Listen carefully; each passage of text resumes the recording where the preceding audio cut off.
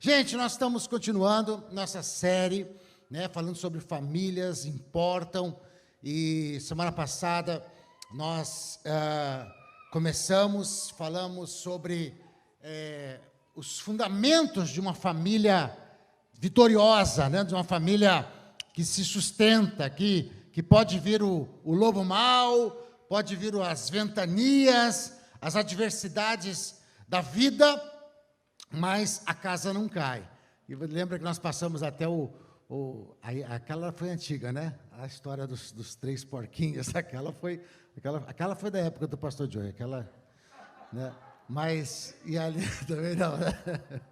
Mas, e eu lembro que foi tão interessante que essa história dos três porquinhos, quem estava a semana passada aqui, a gente começou ministrando sobre a história dos três porquinhos e passamos o desenho ali, animado dos três porquinhos, que fala daquele que construiu a casa de palha, aquele que construiu a casa de madeira e aquele que construiu a casa de tijolos, né? E vindo o lobo mau, soprou sobre a de palha, a casa caiu, e depois soprou de madeira, caiu, e todos foram lá para dentro da de tijolos e permaneceu. E foi tão interessante, parece ser uma história tão, né, tão inocente, que durante a semana a gente teve a oportunidade de atender algumas pessoas no gabinete, conversando, algumas pessoas nos testemunharam também de algo que Deus estava fazendo na vida delas, e alguns desses atendimentos foram na área de família, foram na área de casamento, foram na área também de filhos, né? E a primeira coisa que eles falavam era: pastor, então, sabe o que acontece? O diabo soprou. O lobo mau soprou lá em casa, e está acontecendo isto. O lobo mau soprou assim sobre a vida dos meus filhos. Então, todos eles foram usando essa figura de linguagem, e como que essas histórias, elas marcam, né? Por isso que Jesus ensinava através de parábolas, através de histórias, porque muitas vezes elas trazem as verdades, e elas firmam as verdades, muito mais no nosso entendimento, do que simplesmente a teologia, né? E hoje nós vamos dar continuidade, falando de famílias. Amém? Amém. Família é um projeto de Deus. Eu estava ali agora no louvor e orando por esse momento, orando, né, meditando no que nós vamos falar. Eu e a pastora Adriane já compartilhamos que hoje nós vamos colocar o foco um pouquinho mais específico na questão de relacionamento entre pais e filhos,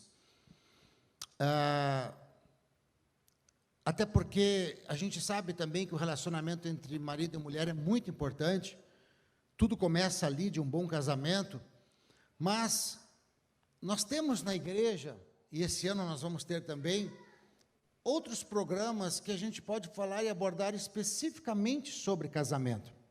Né, encontros de casais, né, queremos esse ano ter, ali na época de outubro ou novembro, ainda vamos ver o mês, vamos fazer um belo encontro de casais, e muitas vezes nós não temos um tempo específico para falar sobre relacionamento de pais e filhos especificamente, e então nós sentimos no coração, como hoje é a única oportunidade que vamos ter dentro dessa série, de abordarmos um pouquinho mais profundamente neste relacionamento entre pai e filho. Eu lembro um sentimento que eu tive, e ontem houve um nascimento, mais um nascimento aqui na igreja, né?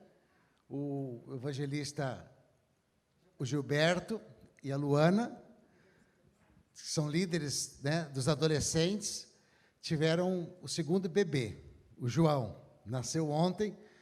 Nossa, eu vi a foto dele, parece que nasceu andando já, grande, né?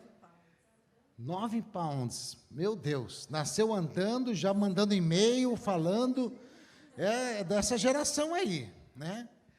Enorme o bebê, mas eu sei que é o segundo bebê, eles têm o Davi já. Mas eu lembrei de quando eu tive o meu primeiro filho. E eu sei que para a mamãe eu creio que há um sentimento quando nasce o primeiro filho. Agora, eu queria passar a minha experiência como pai, porque eu penso que a mamãe, ela já tem um relacionamento com a criança de 9 meses.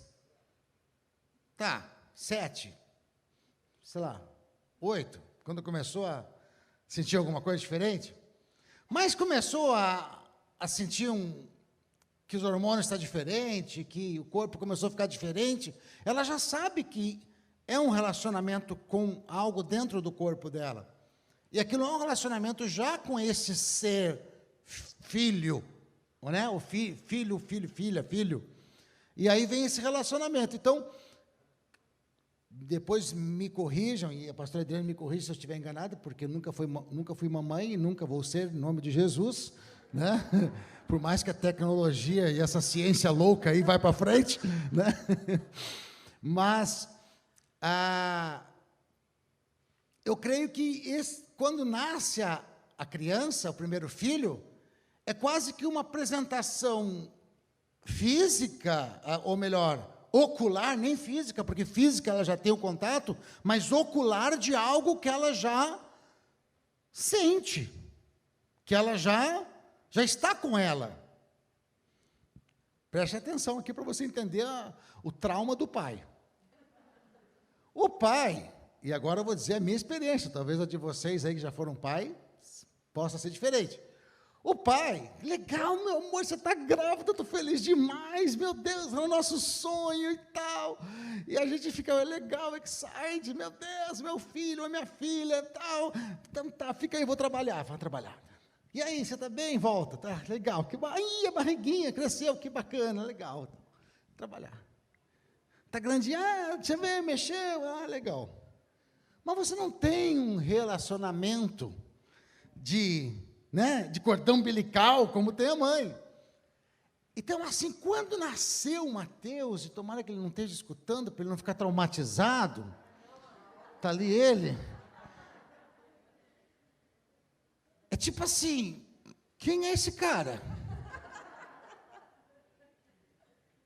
É numa mistura de meu filho, mas tipo assim, quem é esse cara que está entrando na nossa vida e que nunca mais vai sair e que agora eu preciso conhecê-lo e agora eu vou ter que ser pai e nunca mais vou deixar de ser pai. E será que eu vou saber ser pai? E eu procurei ali, porque as enfermeiras, elas embrulham a criança de um jeito que parece um negócio daquele que bota na borboleta, aquele negócio que é a borboleta depois, um casulo, né? Embrulha de um jeito e fica só a cabeça para fora. Eu cheguei até a dar uma afrouxada naquilo para ver se via um manual dentro. Mas não vem manual de como ser pai dentro, não manda um manual. E a gente, então, tem esse sentimento, pelo menos eu tive esse sentimento de alegria, ao mesmo tempo de medo. Ao mesmo tempo de medo. Medo de, será que eu vou saber ser pai? Será que eu vou dar conta de criar essa criança? Será que eu vou conseguir sustentá-lo? Eu já pensei na faculdade, gente tinha acabado de nascer. Já pensei no preço da faculdade, já pensei nos brinquedos que vai ter, na roupa que vai ter que comprar, nisso, naquilo, já pensei lá na frente. Depois, quando nasceu o segundo, ainda bem que não foi menina o primeiro, porque senão eu acho que eu ia entrar em parafuso. Porque se fosse menina, eu já pensei, meu Deus, e quando começar a namorar, quando os gaviões começarem a vir, eu ia ficar, né? Mas, então a gente tem esse sentimento. Então, esse relacionamento pai e filho é um relacionamento que às vezes não é muito explorado. A literatura, ela tem muita coisa a respeito de homem e mulher, como namorar, como se relacionar. A literatura traz muita coisa a respeito de casamento, de relacionamento, mas a literatura não traz muita coisa a respeito de como um pai deve olhar para um filho, como um filho deve olhar para um pai. E a gente queria, nesses minutos que nós vamos ter agora, compartilhar a respeito disto. Um pouquinho da nossa experiência, um pouquinho daquilo que nós temos aprendido, um pouquinho daquilo que a Bíblia fala. E nós vamos começar lendo uma promessa de Deus para a humanidade.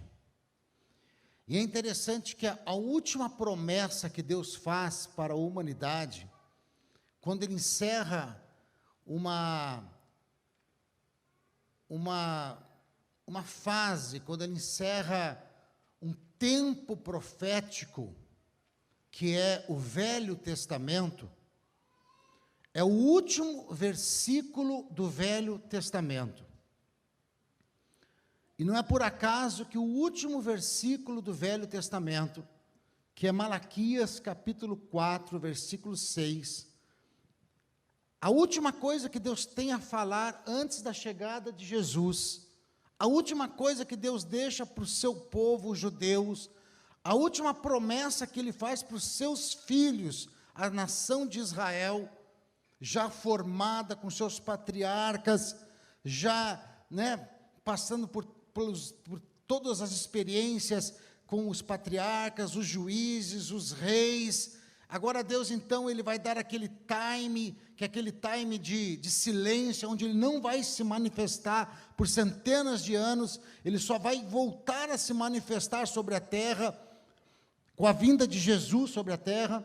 Então, Ele tipo assim, a última coisa que eu vou falar para vocês, e vou voltar só lá na frente, quando Jesus se manifestar, quando a promessa se cumprir, é esse versículo que está no capítulo 4, versículo 6 de Malaquias. Eu queria que a pastora Adriane lesse.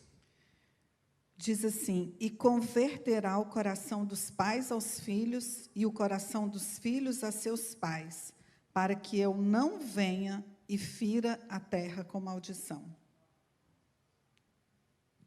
Você já prestou atenção? Que interessante isso. Pense que a última promessa de Deus, de toda a história do Velho Testamento, não é de esmagar a cabeça do diabo, não é de trazer ouro e prata para Israel, não é outra coisa.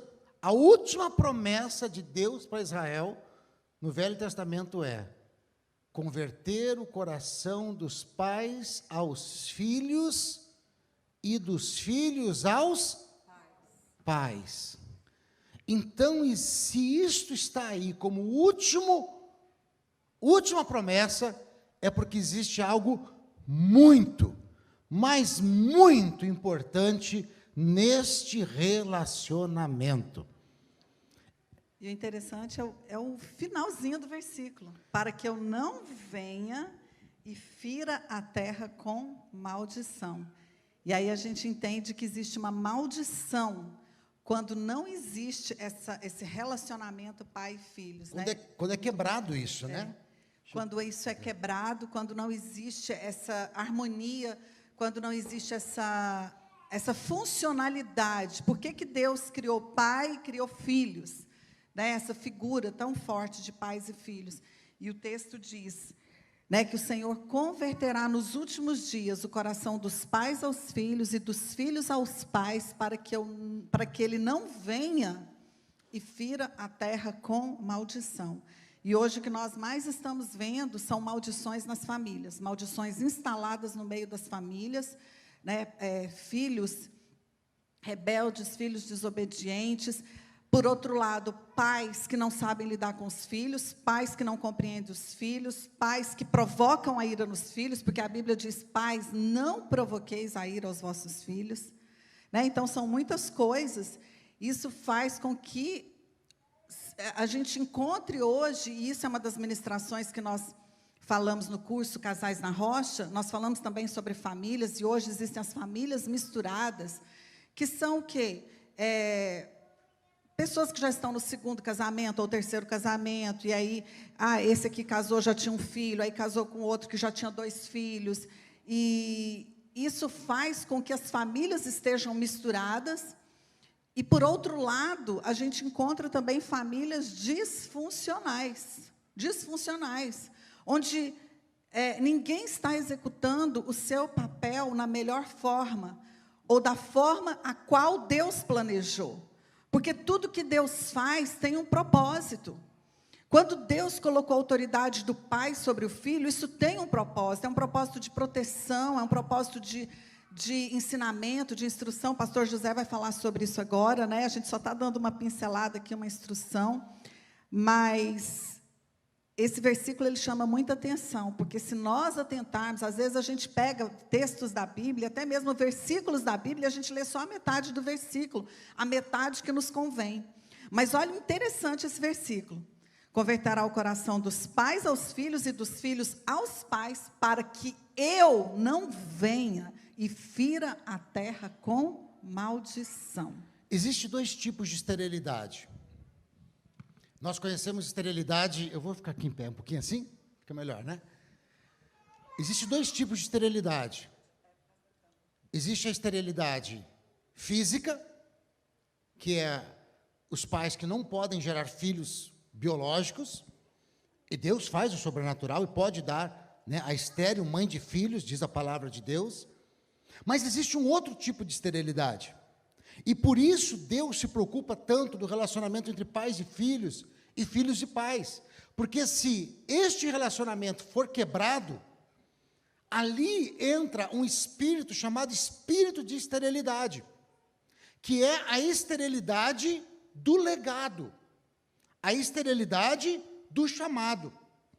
A Bíblia fala de um pai que era chamado para ser sacerdote. O nome dele era Eli. Ele não era estéril biologicamente. Ele teve 2 filhos.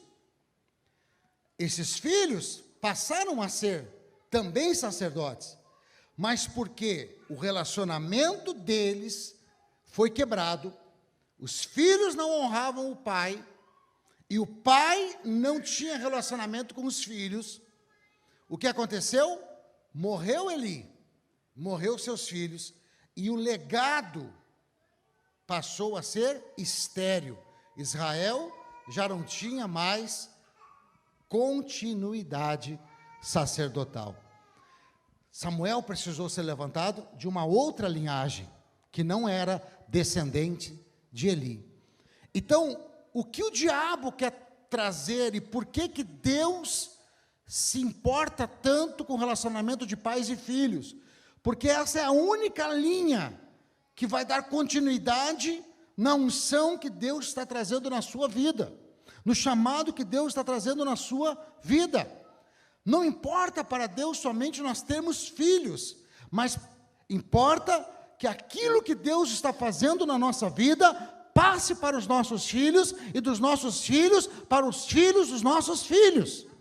Eu não estou dizendo que se eu sou pastor, o Mateus tem que ser pastor, o Noah tem que ser pastor, e o filho do Noah amanhã tem que ser pastor. Não estou dizendo isso. Mas se eu sou um homem que tenho comunhão com Deus, se eu sou cheio do Espírito Santo, sendo pastor, o Mateus sim, tem que ser cheio do Espírito Santo, tem que ter comunhão com Deus, e se ele escolher ser um engenheiro, que seja um engenheiro. Se o Manoa amanhã quiser ser um médico, que seja um médico, mas com comunhão com Deus, cheio do Espírito Santo, e continue o legado de Deus sobre a terra. Estão comigo aqui? Antigamente, a única forma que isso se seguia era através do relacionamento. E o diabo sabe que se ele cortar esse relacionamento, ele corta o projeto de Deus sobre a terra. Então, como que ele corta? Ele corta gerando relacionamentos disfuncionais. O que são relacionamentos disfuncionais? O que é algo disfuncional? É algo que não cumpre a função. Por exemplo, a função desse objeto aqui, que nós chamamos de microfone, em português, é de captar a minha voz, lançar o sinal para um outro equipamento que lança e amplifica o som da minha voz. Se esse equipamento não captar a minha voz, ele pode ter o mesmo formato, pode consumir a mesma energia de bateria que ele está consumindo, ocupar o mesmo lugar físico que ele ocupa, mas ele não cumpre a sua função. Estão comigo aqui? Então eu digo, esse equipamento está disfuncional. Não cumpre a sua função. Não cumpre aquilo que é esperado que se cumpra. Não cumpre aquilo pelo qual ele foi criado, a qual ele foi, tem a sua capacidade de exercer. Então, existe casamentos disfuncionais, existe várias coisas disfuncionais, mas existe relacionamentos entre pais e filhos disfuncionais. Então, é sobre isto que nós vamos falar hoje. Quais são os relacionamentos entre pais e filhos disfuncionais? Será que o meu relacionamento com os meus filhos está funcional? Será que esse relacionamento tem cumprido a função? Será que tem cumprido o propósito, o chamado, aquilo que Deus tem? Ou de alguma maneira tem sido disfuncional? Porque há uma promessa: Deus converterá o coração dos pais aos filhos e dos filhos aos pais. É como se um fio tivesse sido rompido e Deus disse: eu vou reconectar este fio para que volte a ter uma transmissão, para que volte a ter um contato, para que volte a funcionar, para que o meu projeto possa se cumprir sobre a face da terra. Até aqui vocês estão comigo? Estão entendendo? Amém. Então, eu queria rapidamente falar sobre 3 funções dos pais. Primeiro, vamos para quem é mais velho, né? Quem gerou a criança, quem gera que cuide, né? Quem já diz, quem gera que embale. Então, eles não pediram para vir, nós é que temos que ter a primeira responsabilidade. Quais são as funções, principais funções de um pai? O que se espera de um pai? Como um pai precisa funcionar? Há várias responsabilidades, mas eu queria separar 3. A primeira responsabilidade que eu coloquei aqui, e aqui não está por ordem de valor, mas seria ensinar, orientar e disciplinar. Básico, pastor, todo mundo sabe disso. Eu sempre ensinei meu filho, sempre orientei, sempre disciplinei. Mas o que era ensinar? O que é verdadeiramente ensinar? Ensinar não é dizer como se faz. Algumas pessoas acham que ensinar é simplesmente dizer como se faz. Não, ensinar vai além. Eu tive uma vez em um curso de liderança e de gestão corporativa. Eu achei tão interessante o que aquele mentor estava falando a respeito de ensinar novos cooperadores em uma organização, porque é tão básico o que ele falou, mas que muitas vezes nem os gerentes não fazem, porque acham que ensinar é colocar o cara na frente de uma máquina e diz: olha, é assim, ó, tu pega ali, bota aqui, aperta aquele botão, faz aqui e joga naquela caixa, tá bom? É isso aí o serviço, se vira, e vai embora. Às vezes a gente faz assim com os filhos, fecha aquela gaveta, faz desse jeito, arruma teu quarto, é assim, é desse jeito, e assim, eu já ensinei, pastor. O problema é que eles não obedecem, mas eu já ensinei. Isso não é ensinar. E sabe como é que aquele gestor, e eu não esqueço, ele diz: ensinar é 3 etapas. Primeiro, eu faço, você olha. Eu faço, você observa. Segunda etapa, nós fazemos juntos. Terceira etapa, você faz e eu observo. Como é que é a primeira etapa? Eu faço e você observa. Como é que eu vou ensinar o meu filho se o que eu peço para ele fazer, eu não faço. Se o que ele observa eu fazendo é diferente do que eu peço para ele fazer. Então, ensinar passa por essas simples etapas. Primeiro, você observa, eu faço. Depois, vem cá, fazemos nós dois juntos. E a terceira, eu sento aí, você faz e eu te observo. Depois disto, ele pode fazer sozinho. Assim é o que um pai deve fazer. Ensinar, se nós formos lá para o tempo antigo, como é que um pai ensinava a lavrar a terra? Primeiro o filho via o pai lavrando a terra. O filho vinha do lado e via o pai lavrando a terra. O pai faz, o filho observa. Depois, o filho ficava pronto, os dois lavravam a terra junto. Os dois faziam juntos. Depois, o filho lavrava a terra e o pai andava do lado. E, posteriormente, o filho já poderia lavrar a terra sozinho. Estão comigo aqui? Isto é ensinar. Qualquer outra coisa fora disto, não tome como ensinar. Não ache que falar para fazer é ensinar. Dizer o que tem que ser feito é ensinar. Isto passa longe de ensinar. Diz também que a função de um pai é orientar e disciplinar. Disciplinar é colocar limites. Semana passada nós falamos a respeito disso, eu até dei o testemunho daquele grandão que queria chamar a atenção do pai. Na verdade, ele dizia assim: pai, coloca limites em mim, fala para mim, não quero que você ande com esse tipo de gente. Não quero que você faça aquilo, porque colocar limites é expressão de amor. Quando você diz assim: filho, eu não quero que você ande neste lugar. Filho, este não é um lugar para você. Isto não é algo para você. E você explica o porquê. Você está dizendo assim, em outras palavras, o que o coração dele, por mais que ele resmungue na hora, por mais que ele fique bicudo na hora, mas se você faz isso debaixo da autoridade do Espírito Santo, depois o coração dele recebe assim. A mensagem vai ser assim: eu te amo tanto, e você é tão importante para mim, que eu não quero que você esteja nesse lugar. Essa é a mensagem. Mas se você não coloca limites, se você não disciplina, sabe qual é a mensagem? Não tem problema que você se arrebente, porque valor para mim você não tem.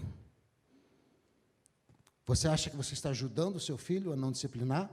Você está dizendo, se morrer, se drogar, se aparecer grávido, para mim, não importa.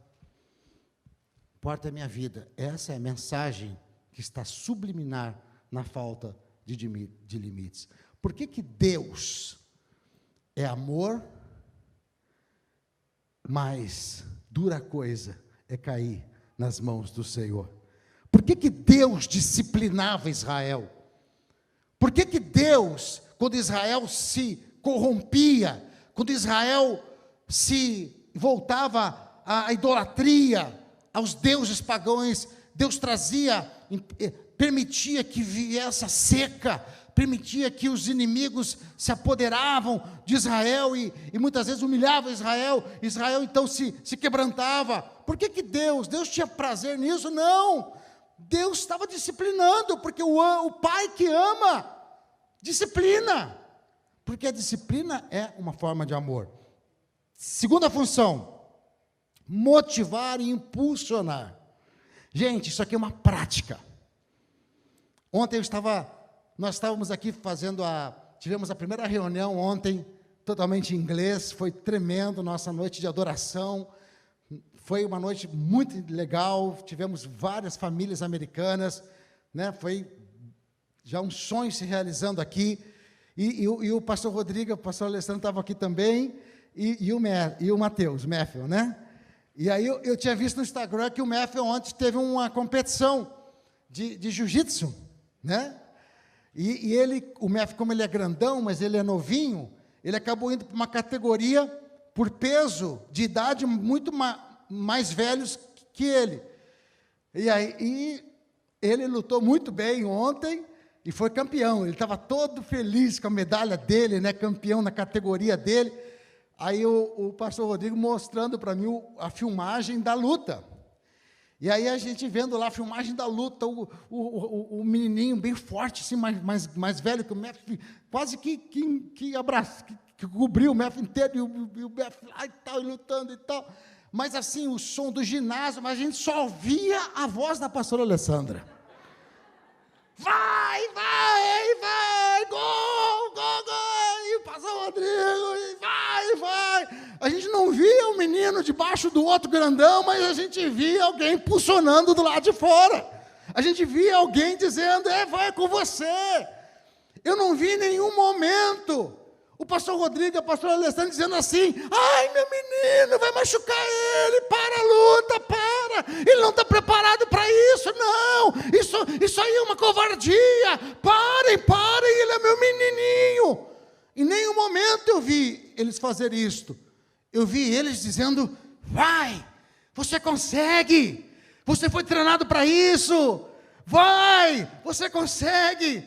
E talvez, quem sabe, né, não sei, aqui posso dramatizar a luta agora, mas quem sabe foi um daqueles momentos em que ele ouviu o que ele conseguia, que ele saiu ali debaixo daquele maior e conseguiu, com o peso do maior, subir em cima do maior, imobilizar o maior e ganhou a luta. Então, nós como pais precisamos ter essa voz de motivação. O que mais os nossos filhos precisam é de motivação. A Bíblia diz que eles são como flechas na mão do arqueiro. O que o arco faz? Lança a flecha longe. Não esconde a flecha, não, meu coitadinho, vai ficar aqui no alforge. Não, essa aqui, vai que eu lance e perco a flecha. Não, vai que essa flecha bata numa madeira dura. Não, vai que essa flecha caia num lugar de lodo e ele fique sujo. Não, essa flecha está tão limpinha. Não, essa flecha, Deus me deu para ficar aqui, eu cuidar dela. Cuidado. Flecha é feita para ser lançada. Flecha é feita para ser motivada. Seu filho precisa ter as conquistas dele, não as suas. Pais que funcionam são pais que impulsionam. São pais que... Amor, deixa eu só dizer uma coisa. E é interessante porque as flechas, elas precisam ser lançadas no alvo certo, né? E, infelizmente, o que nós vemos muito hoje são flechas sendo lançadas para as drogas, flechas sendo lançadas para a prostituição, flechas sendo lançadas para o meio promíscuo, né, para a perversão. Então, aí é onde nós, pais, precisamos parar e pensar. Porque quando o nosso filho vai para um meio que não é o alvo de uma flecha... Então, peraí, como que ele está sendo lançado para aquele meio? Se a minha responsabilidade ele é uma flecha nas minhas mãos, a minha responsabilidade é lançar ele no alvo certo. Se ele está indo para o alvo errado, tem alguma coisa nas mãos do arqueiro. Tem alguma coisa nas mãos do arqueiro que não está correta. Olha para suas mãos aí. Tem alguém com a mão aleijada aí? Tem a mão com a mão fraca? Mão de alface? Então, falar aqui, ó, essa mão aqui vai lançar meus filhos para o alvo certo. Vai pegar firme no arco e vai lançar para o alvo certo. Amém? E terceiro, eu vou passar aqui para a pastora Adriane já. Terceira função dos pais: primeiro, ensinar, orientar, disciplinar. Segundo, motivar e impulsionar, lançar. E terceiro, pasmem, homens e mulheres. Deixar herança. Pastor, mas isso está fora de moda. A Bíblia diz que é os pais quem tesouro para os filhos, e não os filhos para os pais.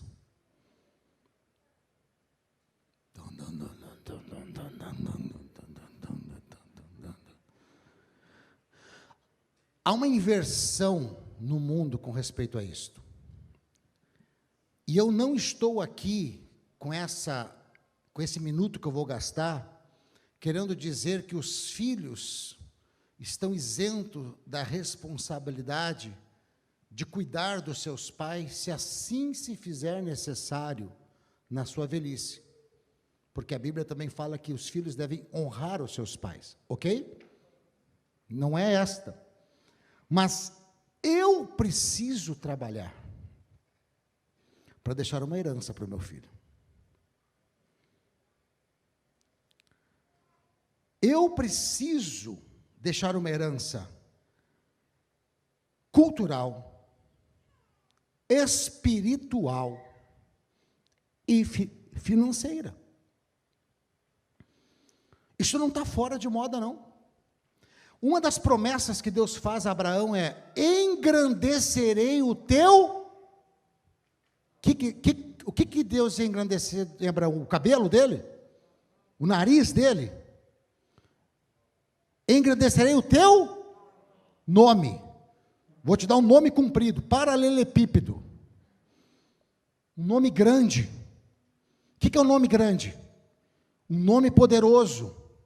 Uma descendência poderosa. Uma descendência próspera. Uma descendência honrada. Uma descendência forte sobre a terra. Os mais antigos, e vou voltar ao pastor Joey aqui, mas não quero pegar no pé dele, vão lembrar... Isso aí é inveja, pastor. Quando a pessoa começa muito assim, é porque é inveja. Porque você canta, prega, e eu só prego. Entendeu? Mas os mais antigos vão lembrar que quem morava, principalmente nas cidades mais do interior, diziam assim: e essa propriedade aqui? Ah, essa propriedade aqui é dos Cardoso. Ah, os Cardoso. Não, e esse campo aqui é dos Cardoso também. Aí ia para outra cidade. E esse prédio? Ah, esse prédio aqui é dos Silva. O Silva manda na cidade aqui. O centro comercial é deles também. Alguém já viu alguma coisa assim? Que o sobrenome de uma família falava do poder econômico daquela família. Já viram isso? O que era isso? Era o nome daquela família sendo grande naquela região. Então, o que é isso, gente? O que um judeu faz? Vamos aprender com o povo que é o povo de Deus. Um judeu, ele ajunta, ele trabalha, ele ganha dinheiro. A primeira coisa que ele ensina para um filho, a herança que ele deixa, é o Torá. O que é o Torá? Os princípios da palavra de Deus do Velho Testamento. Princípio de honra, princípio de servir a Deus, ter um só Deus. Todos os princípios. Primeiro a criança, o menino, a menina precisa aprender os princípios de honrar pai, de honrar mãe, os princípios de honrar a Deus, os princípios da família, os princípios do relacionamento familiar. Todos esses princípios que nós também aprendemos, porque nós somos da mesma raiz. Depois que a criança aprende esses princípios, ele ensina a criança a relacionar com dinheiro.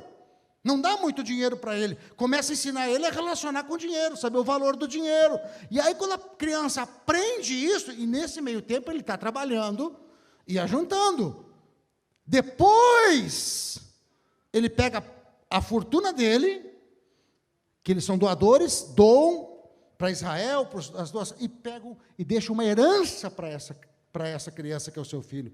Essa criança, por sua vez, faz a mesma coisa e deixa para o filho do filho. Agora você imagina na quarta, quinta geração, o que este cidadão é dono? É 5 gerações trabalhando para o mesmo sobrenome. E por que a gente ocidental nós perdemos esse costume? Por que a gente deixa na hora de morrer, a gente fala: filho, tem um monte de carnê ali os boletos que estão ali na sala, mas não se preocupe, porque a lei diz que quando morre não precisa pagar. Por quê que nós não nos preocupamos em deixar herança? Deus cobrará de nós isto. Por que que nós achamos que a única herança que nós temos que deixar é a herança do estudo? Porque é uma mentalidade errada. Nós temos que deixar assim. Meu pai me ensinou a ser honesto, herança maravilhosa. Meu pai me ensinou a servir a Deus, herança maravilhosa.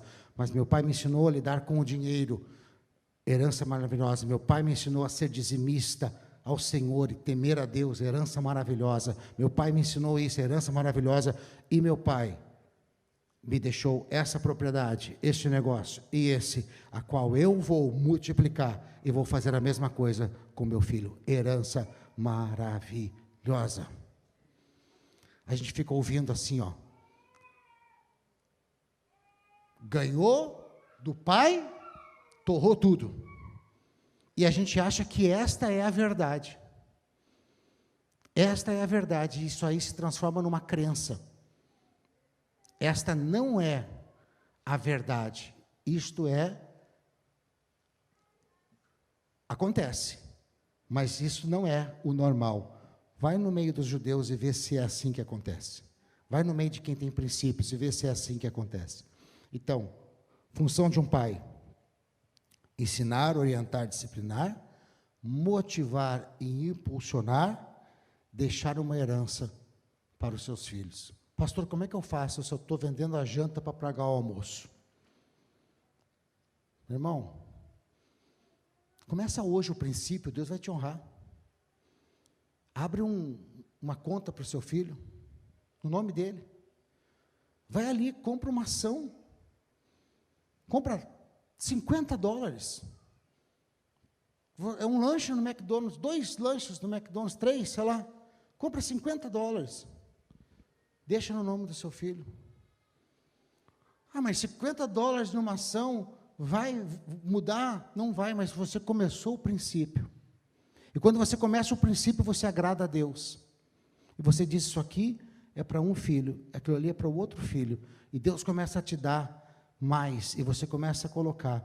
Deus começa a te dar mais, mas não descuida, porque o teu filho não precisa de dinheiro. Só dinheiro é maldição. A herança tem que ser completa. Amém? Pastor Adriano. Você roubou todo o tempo. Você tem 2 minutos para falar agora 80% da palavra.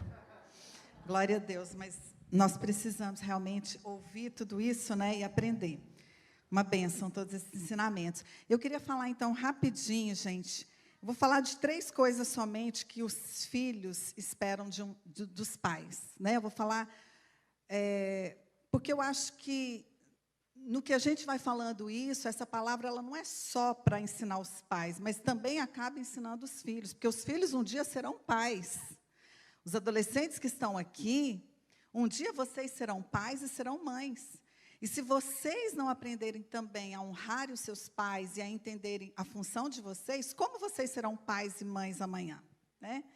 Então, a primeira coisa, todo filho quer a presença antes dos presentes. Todo filho, ele quer a presença dos pais antes dos presentes. Então, a melhor moeda, a moeda de maior valor que nós podemos dar ao nosso filho é a nossa presença.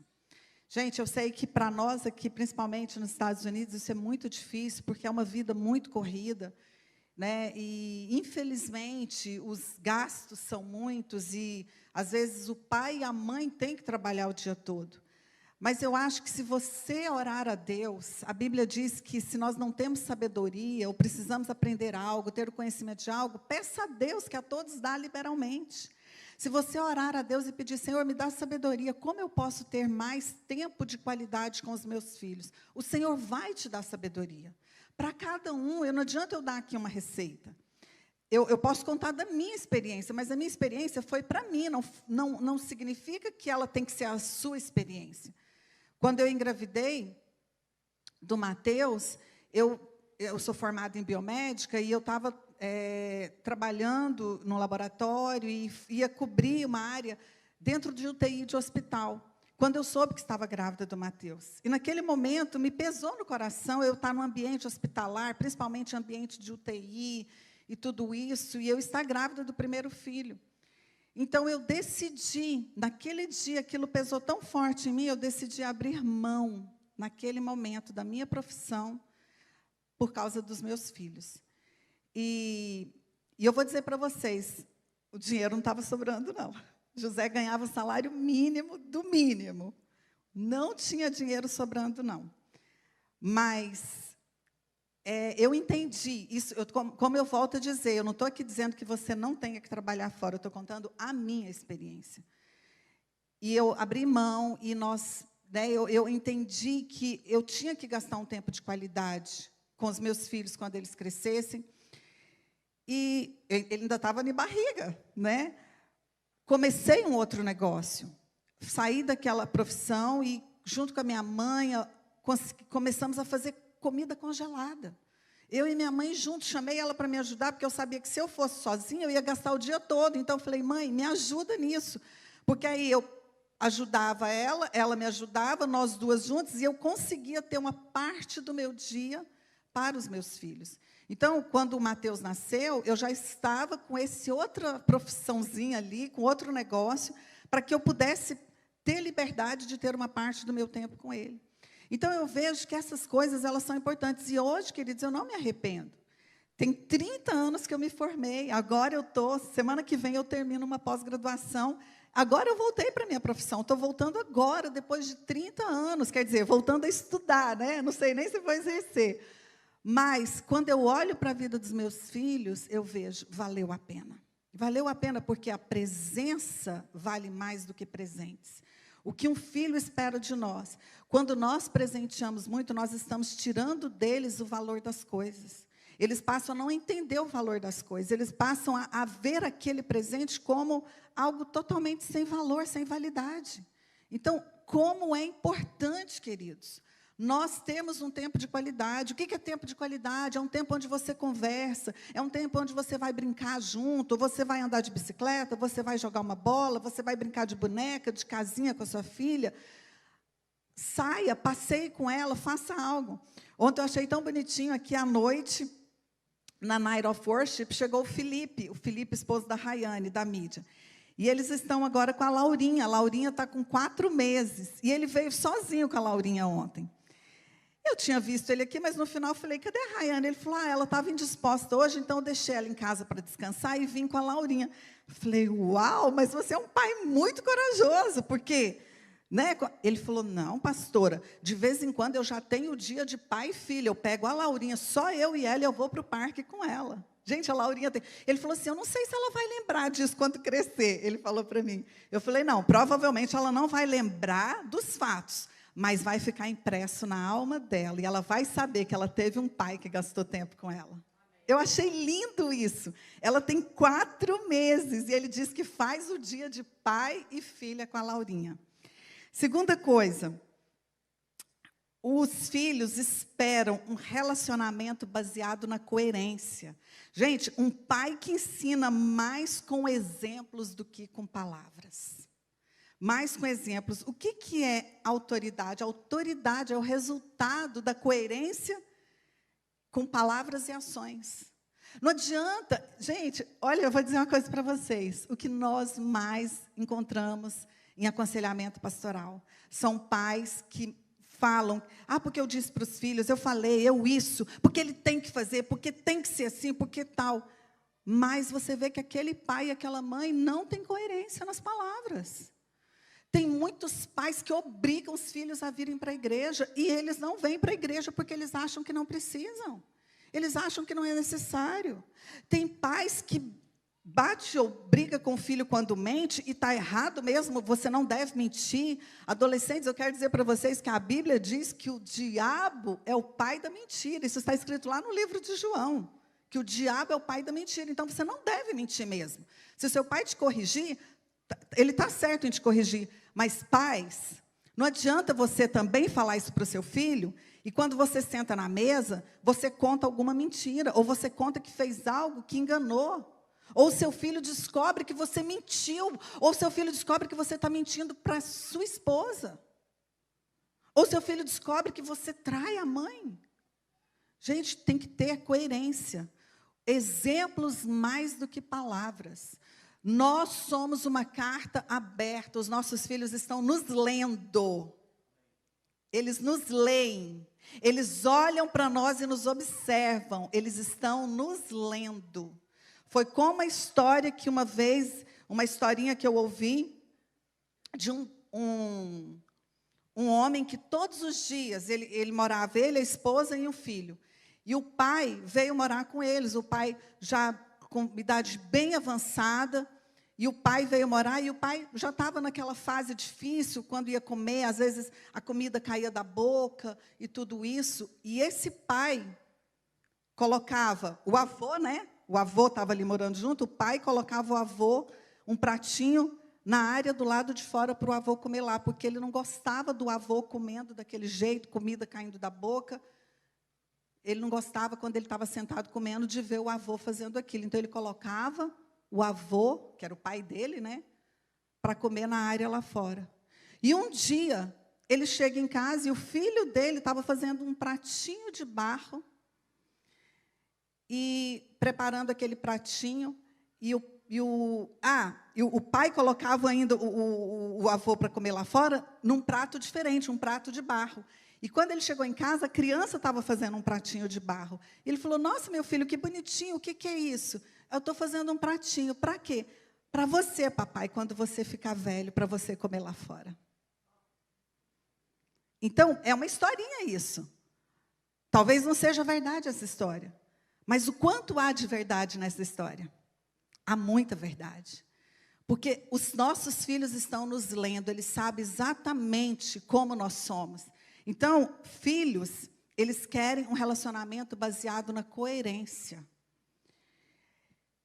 Eu volto a dizer, essa palavra não é só para os pais. Eu sei que tem muitos filhos aqui que estão ouvindo. Isso não dá direito de você desrespeitar os seus pais.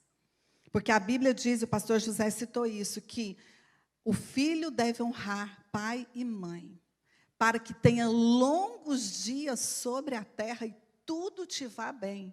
Existe uma promessa para os filhos de vida longa sobre a terra e para que ele prospere em tudo, quando ele honra os seus pais. Então, esse relacionamento baseado na coerência, o nosso exemplo, queridos, o nosso caráter é o maior legado que nós deixamos para os nossos filhos.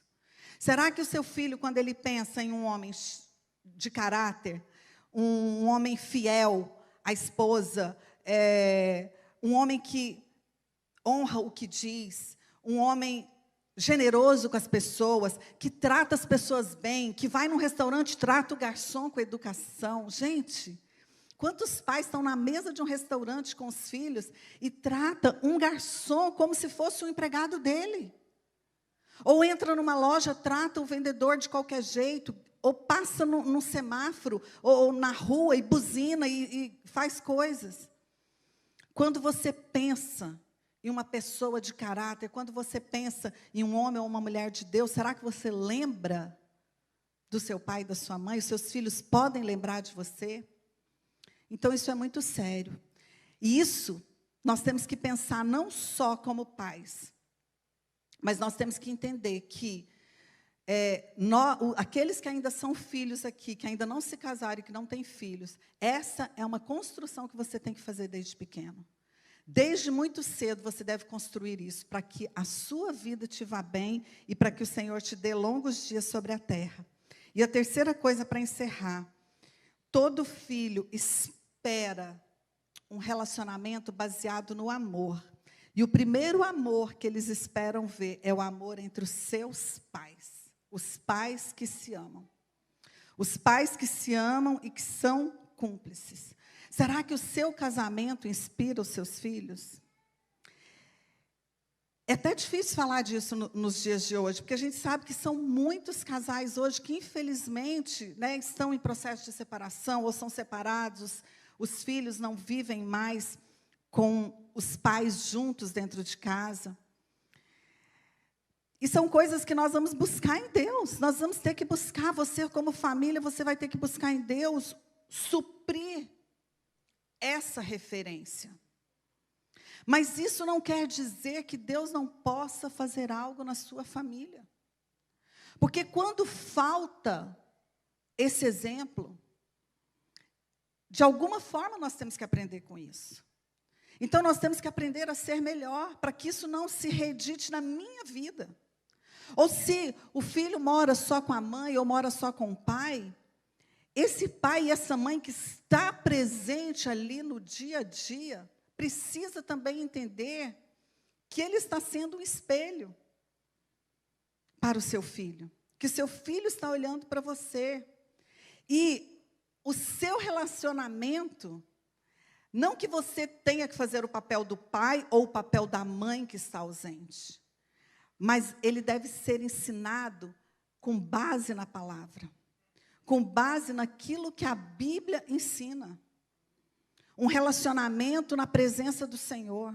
Você deve dizer, filho, olha, se na nossa casa não deu certo, porque talvez, eu vivi um tempo, ou o seu pai ou a sua mãe, que não está mais conosco, viveu um tempo da ignorância e não entendia o que é os princípios da palavra de Deus e acabou trazendo consequências para o nosso lar, acabou trazendo separação dentro da nossa casa. Eu quero te dizer que o que Deus tem para você é uma família perfeita. Perfeita, é claro que o perfeito não existe, a Bíblia diz que a perfeição só no céu, mas o perfeito nos moldes, pelo menos humanos, O que é o perfeito nos moldes humanos? É você estar dentro dos princípios da palavra de Deus e ter uma vida de integridade e caráter. Cuide com aquilo que você está passando para seus filhos. Cuide com a sua postura, cuide com as palavras que você fala. Não é porque hoje talvez as coisas não estejam literalmente como deveriam estar, que então a gente vai desandar em todas as áreas. Não, vamos trazer de volta os princípios para dentro de casa, os princípios da palavra de Deus para dentro de casa. A Bíblia diz que o homem que muitas vezes repreendido endurece a cerviz, será quebrantado de repente sem que haja cura. Uma outra tradução diz, quem insiste no erro depois de muita repreensão será destruído, sem aviso irremediavelmente. O que nós entendemos com esse versículo? Que existem pessoas, existem filhos, que por mais que você corrija, ele tem a cerviz endurecida. O que é a cerviz endurecida? A cerviz é essa parte de trás do pescoço. É uma cerviz rígida, que não se mexe, que não se dobra, que não se curva, que não aceita correção. A Bíblia diz que aquele que não aceita correção, de repente ele será quebrado. De repente virá sobre ele uma correção de Deus. De repente ele vai ver os resultados dele ter uma cerviz endurecida. Então, os filhos têm que tomar muito cuidado quando os pais repreendem, para não ficar com a cerviz endurecida, para não se quebrantar, para não se curvar. Os pais também precisam tomar muito cuidado, porque às vezes, queridos, você como pai está sendo repreendido pelo Pai dos pais, pelo Senhor Deus como seu pai, e também a cerviz está endurecida. E essas coisas, elas vão trazendo maldição dentro da nossa casa. Então, é muito importante nós nos curvarmos quando existe uma correção.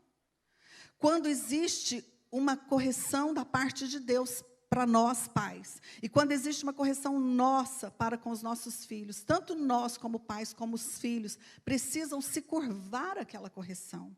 Entender que estamos sendo corrigidos porque existe alguém que nos ama. O amor, o relacionamento de amor, ele é demonstrado através da disciplina e da correção, sim. Ele é demonstrado.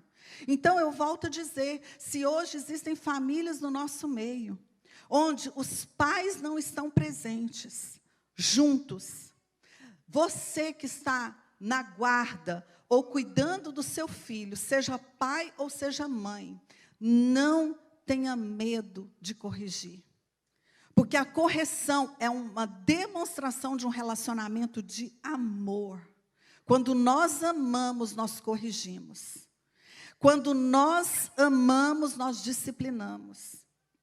E você, filho, não é porque o seu pai não está junto com a sua mãe hoje que você tem que rejeitar aceitar a correção que a sua mãe ou seu pai está te dando. Mas curve-se e diga: eu entendi, eu quero ser melhor, eu aceito a correção, eu sei que vai ser bênção para a minha vida. Pode ser que o relacionamento do meu pai e da minha mãe não tenha dado certo, mas eu quero ter um relacionamento que dê certo. Eu quero casar e eu quero ficar casado até o fim. É isso que nós temos. Vocês talvez me desculpem, gente, porque eu acho que eu estou falando de uma maneira tão aberta isso aqui, e eu não estou falando aqui para fulano, beltrano ou ciclano, não. Tem pessoas aqui que eu nem conheço, tem famílias aqui que eu nem sei se são casados, ou se está aqui sozinho, ou se o pai está sozinho com os filhos, ou a mãe mora sozinha com as filhas. Mas é o que existe hoje, é a nossa realidade. Famílias misturadas, casais separados. Deus tem uma bênção para o seu lar. Mesmo que você hoje esteja separado, querido, Deus tem uma bênção para o seu lar. Cumpra os princípios da palavra de Deus. Seja exemplo para os seus filhos, mesmo que sozinho. Seja exemplo para os seus filhos. Corrija se necessário for. Filhos, se você está sozinho com a sua mãe ou com seu pai, se curve quando ele te corrige. Porque ele está fazendo isso porque te ama. Porque ele não quer muitas vezes que o erro que ele teve seja reeditado na sua vida e no seu casamento, no futuro e na sua família. Porque Deus tem para cada um de nós uma promessa. A promessa é que todas as famílias da terra seriam benditas. Amém?